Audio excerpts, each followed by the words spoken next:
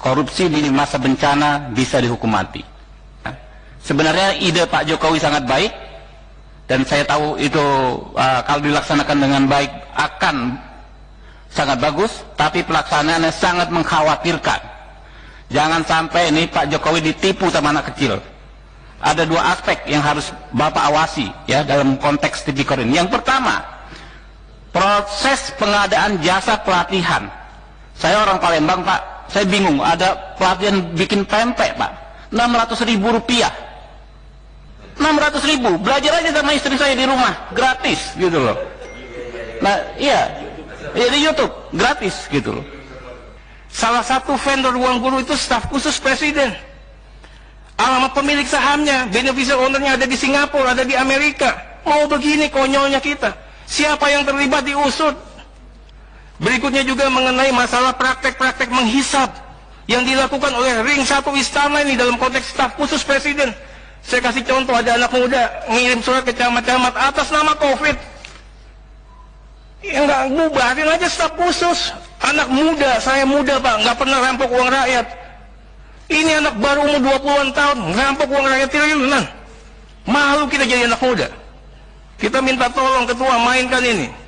Jangan sampai kita terjebak sama short term policy yang ujung-ujungnya duit, ujung-ujungnya proyek, sehingga memakmurkan para trader dan menjaga kekuasaan para mafia. 90% saat ini obat berasal dari luar negeri bahan bakunya. Kok bodoh sekali kita ketua. Kita bukannya nggak tahu ini mainan siapa, desain siapa, siapa yang diuntungkan ketua. Beneficial owner dari semua ini kan kami juga tahu. Bukannya DPR bodoh, tapi kita katakan DPR bersabar. Mau sampai mana langgang mainnya ini? Kita harus jaga Pak Jokowi jangan sampai beliau tersandra. Yang bawa mobil orang nanti dia yang tanggung jawab kalau nabrak. Bahasa sederhananya begitu. Apa gunanya menteri, pejabat negara kalau begitu? Di saat keadaan genting lepas tangan pada ketakutan nggak mau, minta tolong, minta imunitas. Kasihan ini Pak Jokowi. Nggak ada yang mau berani ngambil kebijakan, nggak ada yang mau pasang badan, tapi minta fasilitas. Bahkan sekarang mau kerja, minta imunitas. Kalau masih ada yang main-main, saya gigit sendiri. Di dalam upaya besar bangsa untuk menghadapi bencana yang luar biasa ini, pandemi COVID, pasal 2 sudah mengingatkan hukum mati ketua, hukum mati. Tapi saya ingin ini semua terukur, mulai dari perencanaan, pengadaan barang dan jasa, pengawasan dan sebagainya. Harus ditindak tegas penggunaan donasi yang dikatakan tadi. Kemudian juga bagaimana juga dengan masalah pengambilan kebijakan. Nah ini yang saya katakan pencegahannya di sini. KPK juga harus bisa mencermati aspek good governance. Benar nggak kebijakan pemerintah diambil dari prosedurnya, mekanismenya, tata cara, due process of law. Haruskah lewat perpu misalnya? Apa cukup dengan undang-undang? Cukup dengan surat edaran? Cukup dengan rapat koordinasi? Kita juga bicara yang namanya ada daulat rakyat di sini Pak. Yang namanya keuangan negara dan pengelolaan keuangan negara nggak bisa diambil alih oleh beberapa pihak saja. Berikutnya juga kita ingin sampaikan Pak Ketua ini lembaga negara, pimpinan lembaga negara. Presiden sebagai kepala negara, pemegang kekuasaan pemerintahan tertinggi. DPR membuat undang-undang, menetapkan APBN Pak. Jadi kewenangan kita ini juga harus dijaga Pak. Bicara besaran, bicara peruntukan itu daulat rakyat. Makanya saya katakan ketua, nanti tolong dikaji itu perpu. Berikutnya lagi bicara materi muatannya perpu. Apa boleh materi muatan mengatur kebijakan yang seperti itu? Apa tidak melampaui kewenangan undang-undang? Menabrak fatsun konstitusi? Menegasikan kekuasaan pemerintahan negara Pak Jokowi? Nanti saya ingin analisa nih. Menghilangkan daulat rakyat. Pemeriksaannya juga nggak ada, pengawasannya juga nggak ada, KPK pun juga dihilangkan ini. Nah ini yang kita katakan KPK harus tampil. Saya nggak bicara ruang guru kekecilan itu, ini yang gede-gede seperti ini. Apa sudah gawat sekali ketua? Harus kita buat perpu. Kebutuhannya begitu mendesakkah? Apa gunanya menteri, pejabat negara kalau begitu? Di saat keadaan genting lepas tangan pada ketakutan nggak mau, minta tolong, minta imunitas.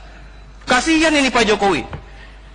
Nggak ada yang mau berani ngambil kebijakan, nggak ada yang mau pasang badan, tapi minta fasilitas. Bahkan sekarang mau kerja, minta imunitas. Ketua, saya minta betul bagaimana strategi dan pembiayaan serta postur. Tadi Ketua katakan 405T untuk kesehatan, 75T untuk kesehatan, Pak. Yang lain ini nggak tahu. 110 untuk pemulihan dikasih ke siapa? Negara mau pinjam 1.000 triliun, Pak. Untuk apa? Jangan-jangan dengan Perpu bisa jadi kekuasaan baru di atas kekuasaan presiden. Nggak usah pakai kampanye lagi, nih ada orang lagi jadi jagoan, Pak. Bisa jadi presiden 2024 dengan modal Perpu. Pak Ketua, saya ingin katakan kita harus jaga Pak Jokowi jangan sampai beliau tersandra. Yang bawa mobil orang nanti dia yang tanggung jawab kalau nabrak. Bahasa sederhananya begitu. Jangan sampai juga ada desain besar, Ketua. Jangan sampai ada kooptasi kekuasaan pemerintah yang berkuasa saat ini atas nama undang-undang. Ketua harus jaga juga ini dalam aspek pencegahan. Saya ingin katakan DPR bukannya tidak tahu, DPR bukannya tidak mengerti, bukannya DPR bodoh. Tapi kita katakan DPR bersabar, mau sampai mana langkah mainnya ini. Kami mau KPK ini proaktif, menjaga dan melindungi pemerintahan yang sah, memberikan masukan, rekomendasi terkait dengan kebijakan-kebijakan yang anomali dan menyimpang. Di negara mana saja, Ketua, infokan ke kami. Ada COVID, tapi tiba-tiba dibuat Perpu seperti ini. Ini Ketua nggak usah repot-repot ngurusin yang kayak gitu. Ini di hulunya dulu dimainkan. Kita bukannya nggak tahu ini mainan siapa, desain siapa, siapa yang diuntungkan, Ketua. Beneficial owner dari semua ini kan kami juga tahu. Ini yang pertama, Ketua. Nah, kemudian Ketua, bagaimana juga pembentukan tim khusus tadi. Ketua mengatakan tim khusus untuk mengawal bekerjasama dengan Satgas. Sejauh mana giat monitoringnya dalam konteks PJB, dalam konteks evaluasi, dalam konteks alokasi penggunaan anggaran. KPK akan sikap jika ada korupsi Alkes. Tidak hanya sikap korupsi Alkes, bea cukai diperiksa juga, distribusi jumlah dan spek. Bagaimana dengan sinyalemen Menteri Menak BUMN? Ada mafia Alkes, Ketua. Praktek kotor PJB, obat, Alkes, dan APD untuk BUMN dan di luar BUMN.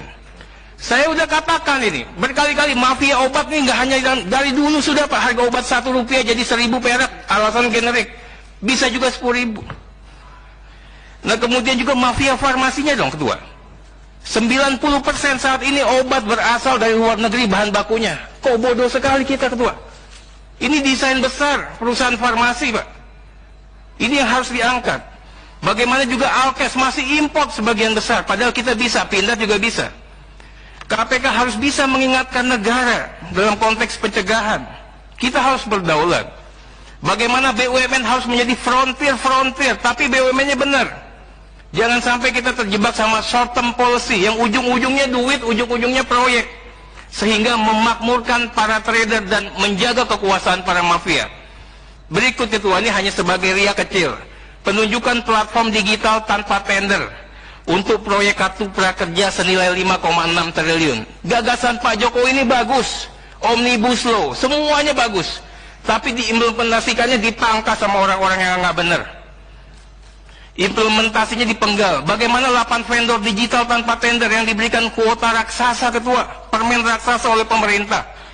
Bagaimana bisa terjadi? Bagaimana strategi pengawasannya? Dan tidak cukup dengan mundur, Pak. Ini korupsi. Salah satu vendor ruang guru itu staf khusus presiden. Alamat pemilik sahamnya, beneficial ownernya ada di Singapura, ada di Amerika. Mau begini konyolnya kita. Siapa yang terlibat diusut. Berikutnya juga mengenai masalah praktek-praktek menghisap yang dilakukan oleh ring 1 istana ini dalam konteks staf khusus presiden. Saya kasih contoh, ada anak muda ngirim surat ke camat-camat atas nama COVID. Ya nggak, bubarin aja staf khusus. Anak muda, saya muda, Pak, nggak pernah rampok uang rakyat. Ini anak baru umur 20-an tahun, ngerampok uang rakyat.